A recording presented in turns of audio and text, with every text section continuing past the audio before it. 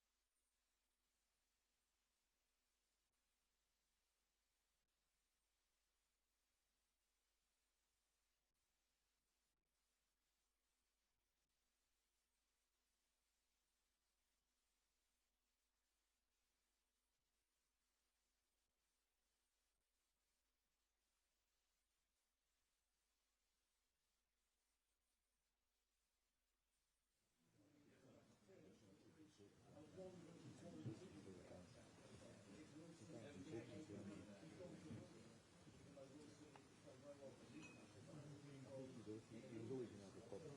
There's so few players that are actually on form.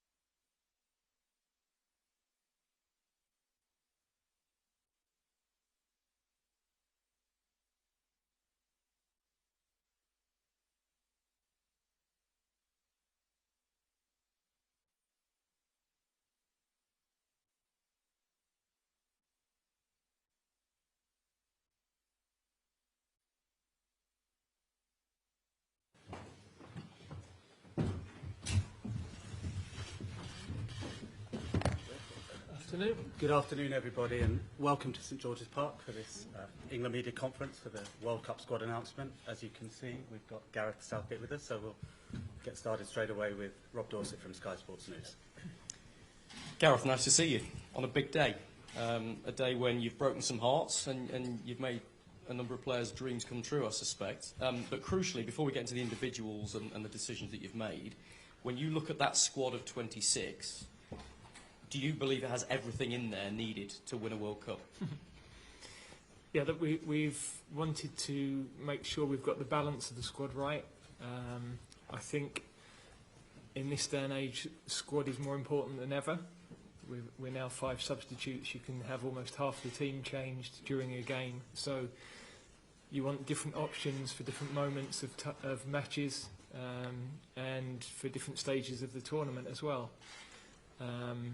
We've obviously had to cover a couple of players that aren't yet fully match fit as well. So having 26 available meant that we were probably able to take a couple of risks that you might not have been able to with 23.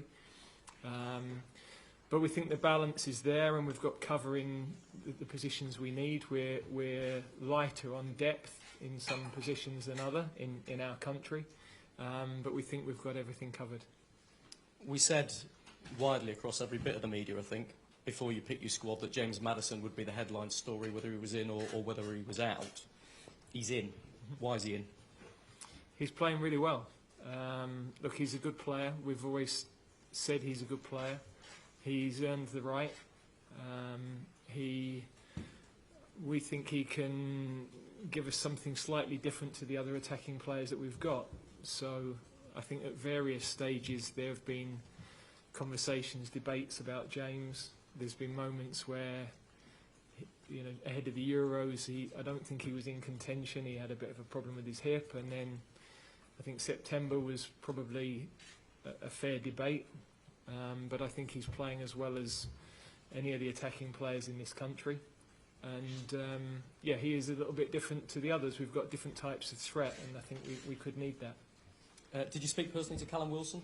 Was he absolutely delighted? I haven't had a chance with Callum. I did speak to James because I think this morning there was a lot of speculation that James wouldn't be with us, and we'd decided a couple of weeks ago that we would, but we weren't obviously going to go and tell him then. I didn't get a chance to speak with Callum. My priority always on these days is the difficult conversations and the sad news, and that is really tough. You know, there's not many situations in football harder than that. Maybe releasing a young player at the early stages of their career, but the nature of those conversations, good and bad, reminds you of how much it means to a player to go to a World Cup, and yeah, I'm very conscious of that. So it is a great day, but also for some I've had to disappoint them. One of those is Tammy Abraham, I suspect, and you've gone for Wilson ahead of Tammy Abraham. What was that discussion and debate like in your mind? Yeah, look, Tammy's had a poor run of scoring form at the wrong time, really, and it's not a case where we're 3-4 weeks away from a finals and the start of the first match. We're now 10 days, and so form could be more important. I think we don't really know any of the players. We're watching their club form, but we don't really know where they are until we see them face to face, until we see them on the training pitch. We get regular medical updates from all their clubs, but there'll be medical issues that we're not completely aware of yet. We know the form we're seeing in the matches, but even so, you still don't get the full picture from the players until you're able to speak with them, work with them, and see how they train with each other. You hinted that you wanted extra cover for players that might be struggling with injury, and obviously Calvin Phillips and Kyle Walker are the two obvious ones there. How are they? How big a gamble is it to include them in this squad? And can we assume that neither can really play a part in the opening game? No, that's not the case. I mean, Calvin played last night, so I think with him, he's free of injury. We are aware that he's not going to be able to play 90 minutes. That won't be possible. We're going to have to build his fitness level, but he's available. He's free of injury, and we don't really have you know, we have Declan Rice as a defensive midfielder. Hendo can play there, but it's not his number one position. So we don't have a lot of cover for that role in the country. And Calvin is a super player, and we feel that you know, that's a risk worth taking, because he's also generally his fitness is good, and yeah, we think he can add to the group. And Kyle, similarly? Kyle, a little bit different in that he's not back in full training yet, but he's going to be available before the end of the group stage. And of course we had to make a very difficult call with Reece, who we think is a fantastic player, but he wasn't going to be available until, if everything went perfectly, until the latter stages of the tournament. And there were too many unknowns for us on that road to recovery. And also I don't think we can take a player who's not available for the group. That would be deemed arrogant in some circles. But also we'd then be dropping, if everything went well and he was available and he was ready and we were picking him, then you'd be dropping him into a quarter-final after 8 weeks out, and that would be really demanding. So yeah, tough call. Kyle is a long way ahead of that, and is progressing really well. Thank you. Terry? Hello, Gareth. We look at Harry Maguire, a player that's struggling to get minutes but has been a stalwart for you. What was your decision-making process, and how much have you been in touch with Manchester United about what he's doing when he's not getting those playing minutes? And will you be considering him as an out-and-out attacker after his playing time alongside Ronaldo against Real Sociedad? Well, physically, we've had really good communication with all of the clubs in this period on the training loads of all of the players, because we've got to pick that up immediately on, well, it'll be Wednesday before we see them on the training pitch. So we needed to know those who are playing, what's their load, those who are playing less regularly. Some have had an unbelievably intense schedule, some have had less so. So we're picking up various fitness levels, and we've got to get that right on the training pitch. Yeah, I mean, we've picked our more experienced defenders, and we think that at this moment in time the younger ones have got some really good qualities, but we don't think they've quite done enough to push the more experienced ones out, and we think the tournament we're going into and the level of the matches, that needed to be the pecking order. You've always said that Trent Alexander-Arnold is an outstanding player, always in consideration, but he didn't start in the games building up to this announcement. What conversations did you have with him, and what's been his reaction that he is now in the squad? No, as I said, really the only phone calls I've made have been to the two lads that are coming back from injury, the boys I left out of the squad, and then to James, because you know, I felt that was an important call to make this morning. The rest of the guys, you know, there's only so many hours in the day, and we've been monitoring fitness, monitoring matches, dealing with so much. So I think they'll be delighted, they'll get the news, and yeah, we've got plenty of time to chat over the next few weeks. And for you now, going forward, when you've got a real balance between the experience of the players, the 12 that have been to a World Cup before, and the rest of this squad, and this quick turnaround, is that exactly why you've brought the likes of Harry Maguire back in when they haven't had those match minutes? Yeah, he's one of our best centre-backs. So I think we know within the squad we've got a lot of players that we know have been to tournaments, have performed at the level, know what's required. We've got other players who are playing well, who are in form right at this moment, and we've got to balance all of that when we're picking our team. You didn't call up James Maddison in the last camp, hasn't played for a few years now for England. A lot of people would have assumed that's because one of the camps he missed because he was ill and then was seen in a casino watching the match. You said at the time, well, that would just remind him of the scrutiny of being an England player. Did you have a conversation about that again, or on his form, is it just unnecessary? No, I didn't have. Look, that was unfortunate from his perspective, in that it became a bigger issue than it was for me, because of you know, you end up in the papers. Nobody likes that. I live with it every day, so I don't take any notice of it. But for me, that wasn't the drama that it seemed to be for everybody else. He's always been up against some really good players in that area of the pitch, and there's been moments where we were playing 4-3-3, no number 10 type profile, and that didn't necessarily fit. But he's, as I said earlier, he's playing exceptionally well. We like the fact that he finds those pockets of space. He gets turned, he plays forward. Not enough players play forward in this day and age. And of course, his set play delivery is outstanding. And he can score goals from distance, which against low block defences is another attribute that is a little bit different to some of our other players.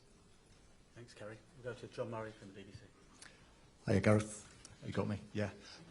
Can you give us a flavour of what James Maddison's reaction was when he answered and you told him the news? Yeah, he was delighted, and as I said, I had some very difficult calls that were emotionally at the other end of the spectrum. So yeah, it was nice to give myself a little bit of an enjoyable end to that, because you know I'm excited about going to a World Cup. It's my 4th, and you know that's a privilege and an honour, and all of those calls, the difficult ones and the really enjoyable ones, were a reminder of what it means to the players. And what would you say this 26 that you've chosen this time has got that makes it stand out from the other 2 big squads you've picked for the World Cup and the Euros? Well, I think they've all been good squads. I mean, in 2018 we were at the start of something where we hadn't won a knockout game for 10 years, and there was a little bit less experience perhaps within the group of big matches. I think this is similar in terms of its standing to the group that went to the Euros, and yeah, of course, within that period of time from the start to the end of that, some players have moved on age-wise, some players haven't progressed in the way they might have done. New players, young players have emerged that have given us great competition for places in most areas of the pitch. So we're excited by the group. We think there's a lot of exciting talent within it, but the whole group have got to come together. You know, there's a lot of challenges. It's a unique situation for everybody, this tournament, the timing of it, and the obstacles just to get to this point, medically as much as anything. So we've got to adapt better than everybody else in this coming period. Thanks. Go to Channel 4 front. Hi, Gareth. Have the FA and the players come to a collective decision about what you will do or say if members from the LGBTQ plus community are victimised in any way during this particular World Cup? And as a follow-up question, Iran is your first match at this competition. They have been supplying the likes of Russia with weaponry. Should they be at this World Cup? So regarding the LGBT community, we stand for inclusivity, and we're very, very strong on that. We think that's important in terms of all our supporters, and we understand the challenges that this tournament brings within that. If it wasn't for the strength of that community, we wouldn't be women's European champions. So it's very, very important to us. With Iran, that's a political situation that I don't know enough about to be able to comment. So those decisions have to be taken by governing bodies, and yeah, I can't comment with enough authority to give you a really considered view. FIFA have asked that nations don't talk about anything other than football when the football starts. Will you be going along with that? I think that's highly unlikely.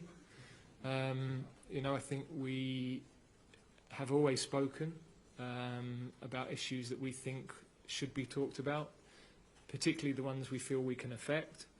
I think contrary to one or two observations in the last few weeks, we have spoken in the same way that other nations have spoken about this tournament and the human rights challenges. We've been very clear on our standpoint on that. So, yeah, look, I think we would also like to focus primarily on the football. This is for every player and every coach and everybody travelling to a World Cup. This is a carnival of football. It's the thing you work for your whole life. So you don't want that to be diminished by everything else that's going on around it currently. But we recognise that we are going to be in that situation, and we've got to accept and deal with it. Thank you. Go to Oliver Kay. Gareth, you spoke about the lighter depth in some positions than in others. Is it fair to say that midfield is one of those, and is it a disappointment that you haven't had a lot of young midfielders or midfielders of any type emerging as real strong candidates for this squad? Well, to be fair, Jude has obviously emerged more in the last 2 years or 18 months since the Euros. I mean, we put him in at 17, 18. So, but look, everybody says we've got enormous depth, but we're 31% of the league last year. So I know I talked about that periodically 3-4 years ago. I think because the team have done well, that has masked that we've only got 4 English goalkeepers playing in the Premier League currently. Left backs, there aren't many playing. We've got an unbelievable injury list of fullbacks at the moment, left and right, quite incredible. And yeah, sort of number 6, if you like, defensive pivot midfield player, is also light in terms of actually developing that position in our country. So, you know, Declan is really a converted defender, and Calvin is sort of slightly converted as well. So, yeah, we haven't produced that type of player for a long time, and it's something that, you know, our academies, you know, I think could focus on. But that's, you know, that's for the longer term. That's we've got the players we've got. We're happy with the squad we've got. We always have to find a way of playing to the best attributes of the players we've got, and we can be exciting and dangerous, even though we don't have those types of profile of players. And Antonio Conte was saying last night that Harry Kane is tired, exhausted. I'm sure he is. Yeah. Is that a concern for you? Not well, particularly with Harry, but with all the players that a lot of them do look tired or are carrying injuries. Yeah. Look, again, I think I've stood here several times in the last year and said this World Cup. Everybody said this World Cup being in the middle of the season would be better for us, and I said we would lose players. Sadly, that has been the case. The schedule is what it is, but we've got to refresh the players. We've got to excite them when they get through the door. We've got a period of time where we won't set foot on the training pitch when they arrive because we'll travel on Tuesday. So we have got some that need to train. And we've got some that will benefit from a few days of doing nothing but get excited about playing for England, frankly. So we can only manage that when the players are with us. We understand the challenges for the clubs now and after the tournament, and we've just got to make sure we focus on the bits we can control. Take one there. What have you learnt from the Euros that you can take into the World Cup? And why did you decide not to select James Ward-Prowse? Yeah, with James, he's really competing profile-wise with Bellingham and Henderson, maybe to a lesser degree Gallagher. I don't see him in the same profile as Rice or Phillips. They're different types of players. He's just behind those guys, frankly, and it's as simple as that. Now, we've still got another round of games to get through, so I've spoken with a few of the players to say that things can still change over the weekend. From the Euros, there's loads of things we've learned, loads of things we did right, loads of things that actually won't apply in this tournament because it's a different time of the year, it's more condensed, we don't have warm-up games, we're going to be playing in different conditions heat-wise. So you're always learning from every tournament, but also there are unique things around every tournament as well, and we've got to make sure that we weave all of that together. And have you spoken to Ben White?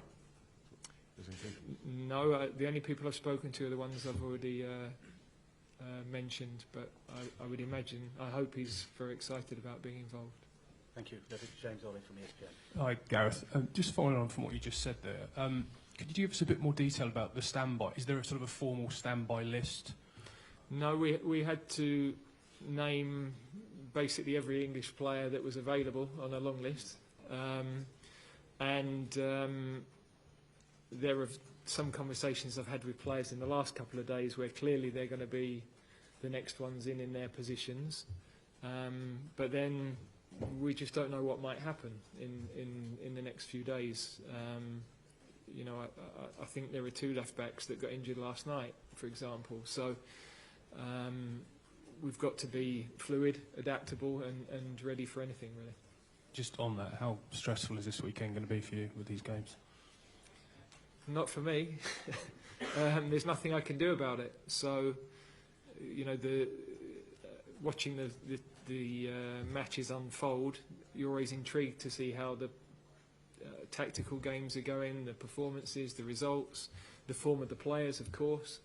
But we can do nothing about the injuries. That's out of our hands. We've already been hit in that way. It could happen again.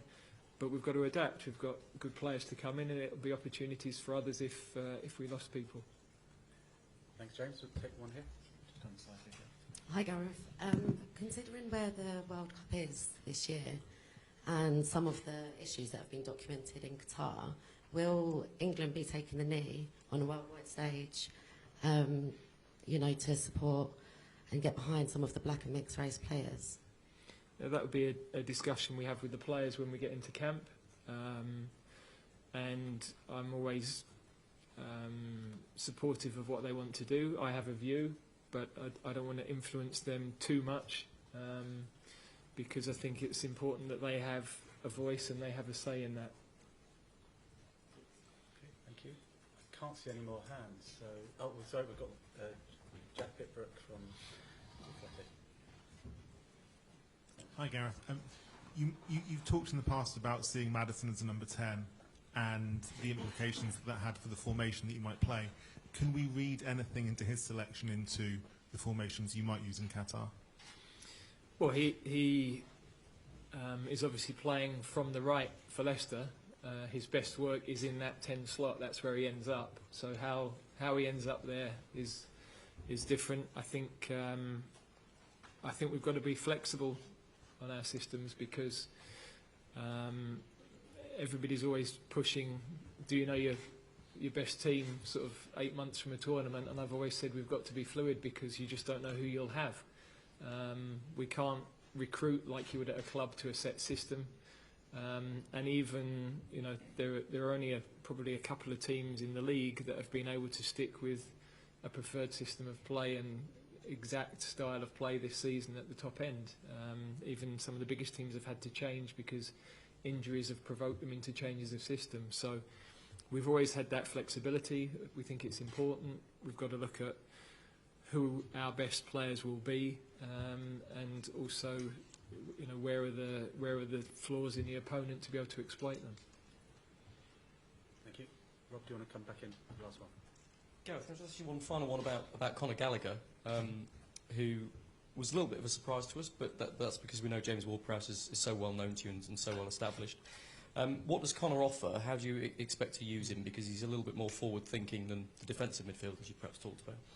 Yeah, but also he's fantastic at pressing the ball, and you know, I think there are going to be moments in these games where we need certain attributes, and there are any number of players in this squad with different attributes to be able to utilise at those moments, and we feel he could be that sort of a player. So he's not as experienced with us as some of the others, but he has an impact in games. He's got a goal threat.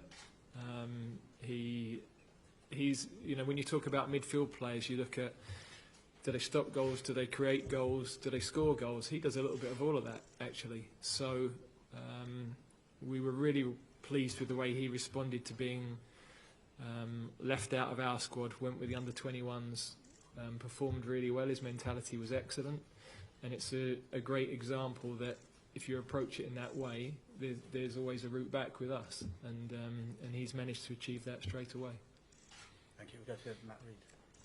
Hi, Gareth. So a number of our players are short of their top form at the moment, and short of their top form with England from recent performances or fitness. So how are we going to transform that over the coming weeks before the first game, and how key will the group stages will be in building that confidence and building that form, essentially? Yeah, I mean, look, form can be temporary, but you know that's a very individual thing, and the key is the work on the training pitch. We don't have a long time to do that. So we've got to see very quickly how people present. You know, we've got a pretty good idea of where people stand at the moment, but there's opportunity here because there are players who are in good form who could push their way into the starting 11, and we're not steadfast on an 11. I think there are some players that we're pretty certain next week will be in that starting team, but there are a number of positions that we want to have a look at and to see exactly how people present. Part of that is this schedule that they're coming in off as well, because you know, some have played every 3 days for the last 5-6 weeks, and we just don't know what the impact of that's going to be. Thank you, and we'll finish with one from Gabriel. Thanks very much, Greg. Gareth, 21 of the 26 named were in the original Euro squad. What does that tell you about the foundation you've got? And is the best yet to come from a group you know so well? Yeah, I think that if you get to the final of a competition 18 months ago, there should be a fair amount of stability in terms of what that group were capable of on the biggest stage, but also room for people who are playing well to come into the group. And we've always tried to work that way. I think you've got to, I know people talk about being overly loyal, but you've got to have some consistency in your thinking, because it's hard to build something without having that consistency, and then others can come in and thrive. So without doubt there are a number of players who will be better for the experiences they've already had. The key now is that we have to show that on the biggest stage. It also says that it's been hard to break into this squad. Well, no, I would argue that, you know, across 18 months, 5 is quite a big turnaround, because there's only Connor in terms of young ones who's come in, I think, into that. I'm trying to think back 18 months.